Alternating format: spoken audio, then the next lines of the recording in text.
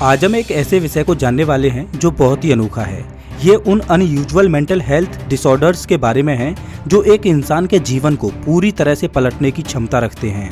ये ऐसे डिसऑर्डर्स हैं जिनमें इंसान एक अलग ही दुनिया की अनुभूति करता है, वास्तविकता और सच्चाई से परे एक झूठी और काल्पनिक दुनिया जो उसी के दिमाग ने बनाई है उसमें वो रह रहा होता है। इनमें से कुछ डिसऑर्डर्स इतने स्ट्रेंज और टेरिफाइंग हैं कि ये आपको ह्यूमन ब्रेन के एक्सट्रीम कॉम्प्लेक्स नेचर से रूबरू करवाएंगे। तो इस मजेदार वीडियो को अंत तक देखते रहिए। नमस्कार दोस्तों, मैं हूं श्याम तोमर। स्वागत करता हूं आपका इस वीडियो में। कैपग्रास सिंड्रोम। क्या आपको कभी ऐसा लगा है कि आपके दोस्त या आपके किसी करीबी इंसान की जगह एक बहरूपीय ने ले ली हो? कैपग्रास सिंड्रोम नामक इस डिसऑर्डर में कुछ ऐसा ही होता है। ये एक रेयर और अनयूजुअल मेंटल हेल्थ डिसऑर्डर है जिसमें पेशेंट की परसेप्शन ऑफ रियलिटी यानी वास्तविकता को पहचानने की शक्ति प्रभावित होती है। ये एक डेल्यूजन डिसऑर्डर है जिसमें पेशेंट को लगने लगता है कि उसका कोई क्लोज वन जैसे कि कोई फैमिली मेंबर या फ्रेंड की जगह किसी बहरूपीय इंसान ने ले ली है। इस कंडीशन से गुजर रहा एक इंसान अपने क्लोज वंस के फिजिकल अपीयरेंस को रिकॉग्नाइज तो करता है, लेकिन उसे ऐसा आभास होता है मानो वे वह नहीं है जो पहले हुआ करते थे। अब सुनने में ये डिसऑर्डर चाहे आपको कैसा भी लगता हो, लेकिन इस कंडीशन से गुजर रहे एक इंसान के लिए ये काफी स्ट्रेसिंग और फ्रस्ट्रेटिंग हो सकता है। एक बार के लिए कल्पना कीजिए कि आप अपने पेरेंट्स को देख रहे हो और आपको ऐसा लगने लगे कि वे आपके पेरेंट्स हैं ही नहीं। इस कंडीशन में पेशेंट को ऐसा भी लगने लगता है कि उसके खिलाफ एक साजिश रची जा रही है और उसके आसपास के सभी लोग उसे बेवकूफ बनाने की कोशिश कर रहे हैं। ये ऐसे है जैसे कि आप एक अल्टीमेट मैट्रिक्स में हो जहां किसी भी इंसान या चीज पर भरोसा नहीं किया जा सकता। सबके सब डुप्लीकेट्स हैं और आप एक बहुत बड़े मायाजाल में फंस चुके हो। ये डिसऑर्डर कई फैक्टर्स के कारण हो सकता है, जैसे कि हेड इंजरीज, ड्रग एब्यूज इत्यादि। शिजोफ्रेनिया, डिमेंशिया और अन्य कुछ मेंटल हेल्थ डिसऑर्डर से सफर कर रहे पेशेंट में भी ये अक्सर डेवलप हो जाता है। एजेड लोग जिन्हें पास्ट में मेंटल हेल्थ डिसऑर्डर्स रहे हों उनमें यह डिसऑर्डर ज्यादा देखने को मिलता है। Fregoli delusion. क्या आपने कभी पब्लिक में किसी सेलिब्रिटी को देखा है और सोचा है कि वाह, ये तो मेरे दोस्त डेविड जैसा दिखाई देता है? अब जरा कल्पना कीजिए कि ये फीलिंग्स आपके दिमाग से निकले ही ना।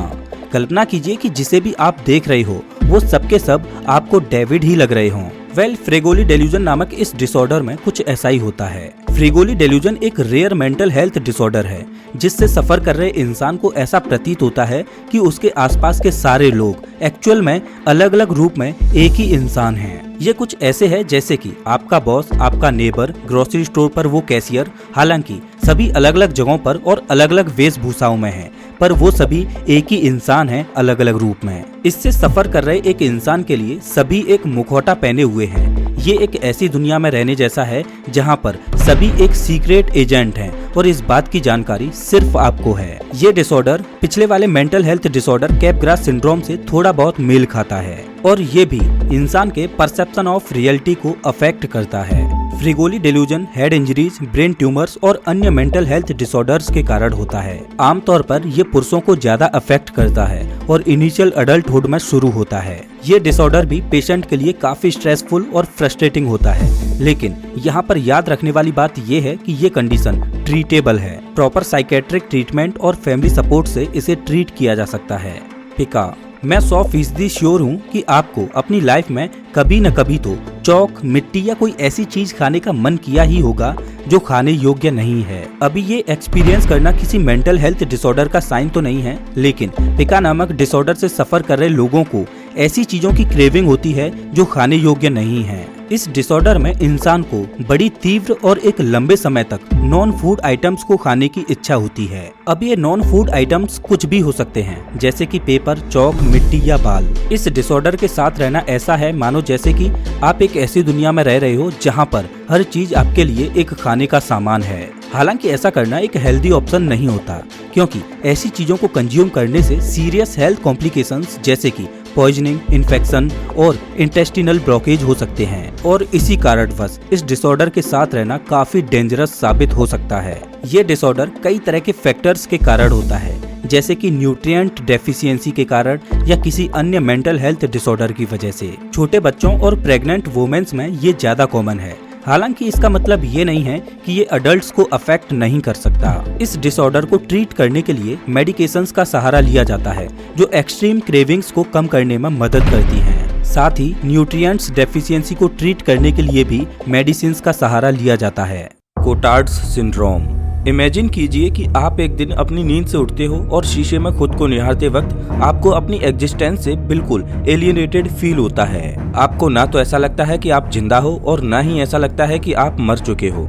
आपको ऐसा फील होता है कि आप जैसे एक जिंदा लाश हो। कोटार्ड्स सिंड्रोम की इन बातों को सुनकर आपको चाहे कितना ही अजीब क्यों न लगा हो, लेकिन इस डिसऑर्डर से सफर कर रहे लोगों को ठीक ऐसा ही महसूस होता है, और वो भी प्रतिदिन। इस डिसऑर्डर से अफेक्टेड लोगों को लगता है कि उन्होंने अपने शरीर के वाइटल ऑर्गन्स खो दिए हैं, या तो वो पहले से ही मर चुके थे और अब उनकी आत्मा एक मृत शरीर में कैद होकर रह गई है। बेसिकली उनको ऐसा लगता है जैसे कि वो मर चुके हैं और ना जाने किस तरह से, परंतु फिर भी वो जीवन को एक्सपीरियंस कर रहे हैं। लेकिन पागलपन यहाँ खत्म नहीं होता।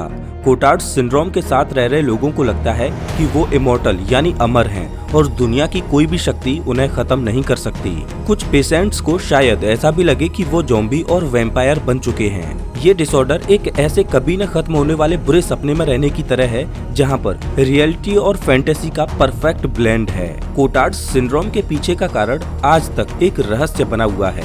इस डिसऑर्डर का नाम जूल्स कोटार्ड के नाम पर रखा गया है, जो एक फ्रेंच न्यूरोलॉजिस्ट थे और जिन्होंने की इस कंडीशन को लेट 19th सेंचुरी में डिस्क्राइब किया था। कुछ थ्योरीज सजेस्ट करती हैं कि ये डिसऑर्डर ब्रेन में हुए मेल फंक्शन का परिणाम होता है। वहीं कुछ अन्य एक्सपर्ट्स के मुताबिक ये डिसऑर्डर किसी गंभीर डिप्रेशन और सिजोफ्रेनिया का एक रूप है। कोटार्ड्स सिंड्रोम हमें हमारे दिमाग के एक्सट्रीमली कॉम्प्लेक्स नेचर से रूबरू करवाता है।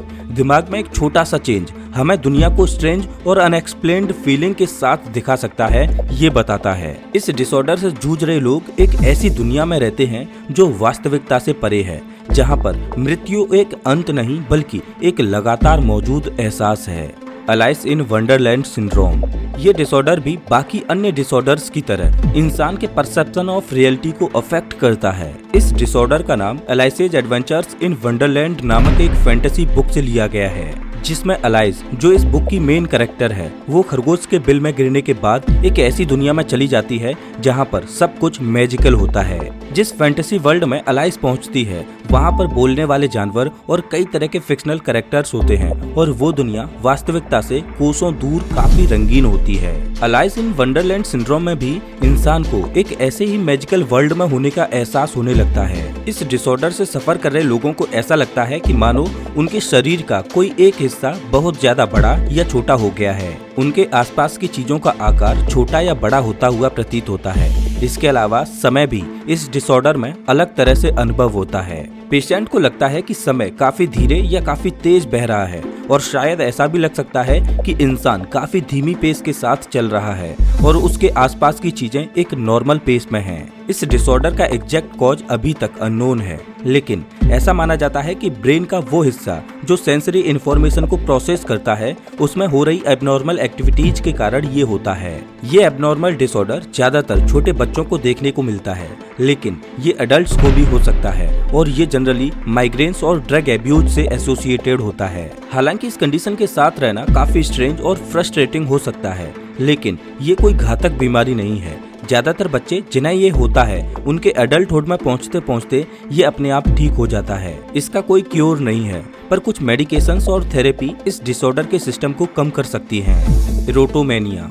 अब हम जिस अजीबोगरीब मेंटल हेल्थ डिसऑर्डर के बारे में बात करने जा रहे हैं, वो इस वीडियो में अब तक डिस्कस किए गए डिसऑर्डर्स से काफी अलग, अनोखा और पेचीदा है। इरोटोमेनिया एक फॉर्म ऑफ डिल्यूजनल डिसऑर्डर है, जिसमें एक इंसान को ऐसा डिल्यूजन या कहें कि छलावा होता है कि कोई दूसरा इंसान उसके प्यार में है, जबकि असलियत में ऐसी कोई बात नहीं होती। अब ये दूसरा इंसान कोई हायर सोशल स्टेटस का हो सकता है, जैसे कोई एक्टर, पॉलिटिशियन, फेमस सुपरस्टार या कोई ऐसा इंसान जिससे पेशेंट मिला भी नहीं है। इस डिसऑर्डर में पेशेंट को 100% यकीन हो जाता है कि वो इंसान उसके प्यार में है। इवन जब पेशेंट को उस इंसान के द्वारा इस बात के लिए इनकार कर दिया जाता है, तब भी पेशेंट को लगता है कि वो इंसान अपनी फीलिंग्स को उससे छुपाने की कोशिश कर रहा है। बेसिकली इस कंडीशन में एक इंसान रियलिटी को एक्सेप्ट नहीं करता क्योंकि उसका डिल्यूजनल बिलीफ काफी स्ट्रॉन्ग होता है। इसमें इंसान दूसरे इंसान के सोशल बिहेवियर और कॉज को सही से पढ़ नहीं पाता और उसे ऐसा लगता है